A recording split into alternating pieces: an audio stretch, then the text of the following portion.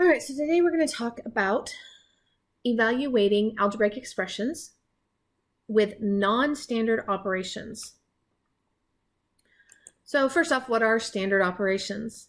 Okay, these are division, addition, multiplication, and subtraction. So these are 4 standard operations we have. When we're talking about non-standard operations, we're just using a symbol to represent something. So we can have a longer expression and just simplify that. It's kind of like a secret code. So looking at this, I've got an example here. So I've got a% b, and that's saying that this is equal to 2a squared minus b. Okay, and they want me to find what 5% of negative 2. Well, now where the numbers are placed tells me that this is a, because it's in the a spot, and this is b, because it's in the b spot.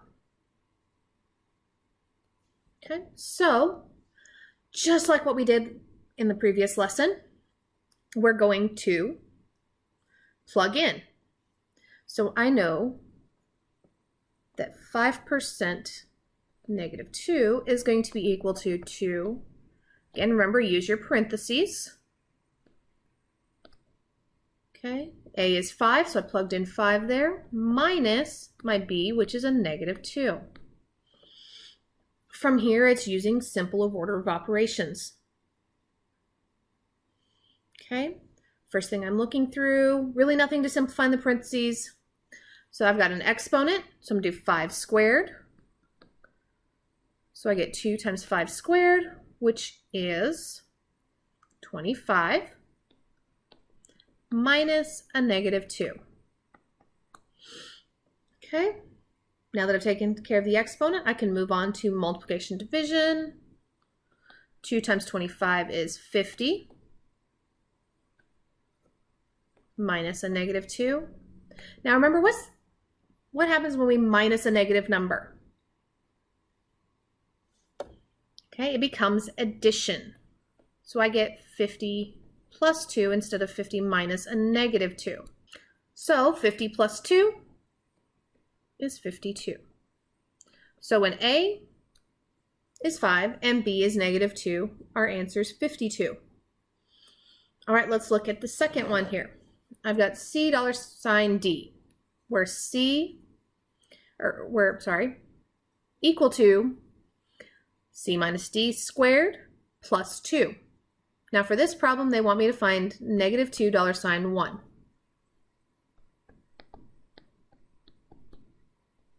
Negative 1, sorry. Okay.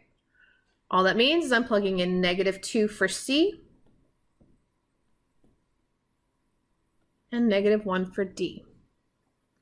So we get negative 2 minus a negative 1 squared plus 2.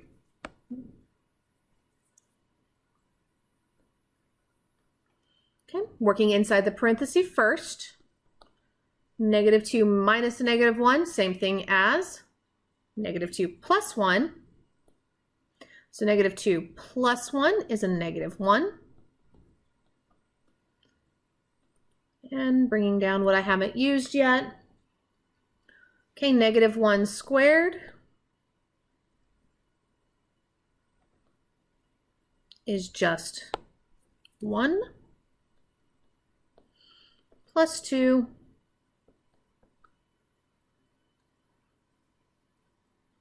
and 1 plus 2 is 3. All right, so looking at this, I'm going to go ahead and look at this here.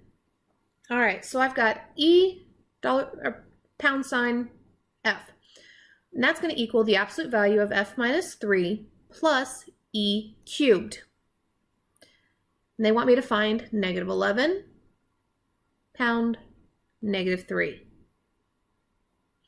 All right, so looking at this, all that's telling me is I'm plugging in negative 11 for for E, and negative 3 for F.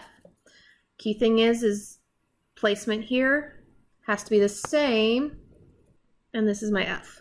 Oof, my pen's being finicky today. All right, so negative 11, number sign 3, that's going to equal the absolute value. Well, negative 3 minus 3 plus negative 11 cubed. Okay, so first thing we need to do is what? Okay, first thing we need to do is work inside our grouping symbol, in this case the absolute value, which negative 3 minus 3 is going to give me a negative 6 plus, I'm going to go ahead and take care of that exponent right now, and that's going to give me negative 1,331. Okay, so I've got my absolute value of negative 6 plus a negative 1,331. Oops, my screen. Okay, remember absolute value of negative 6 is going to give me 6 plus negative 1,331. Now remember, plus a negative number is the same thing as minusing that number. So we're going to do 6 minus that, which gives me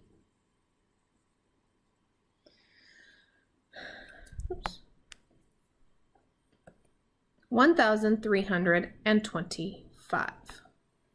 And finally, looking at this last one. So what is the first step that I'm going to do?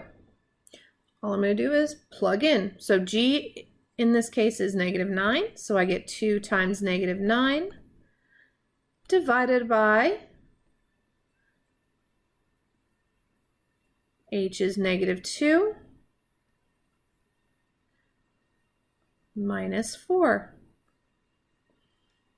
Okay, working with our grouping symbol first, negative 2 minus 4.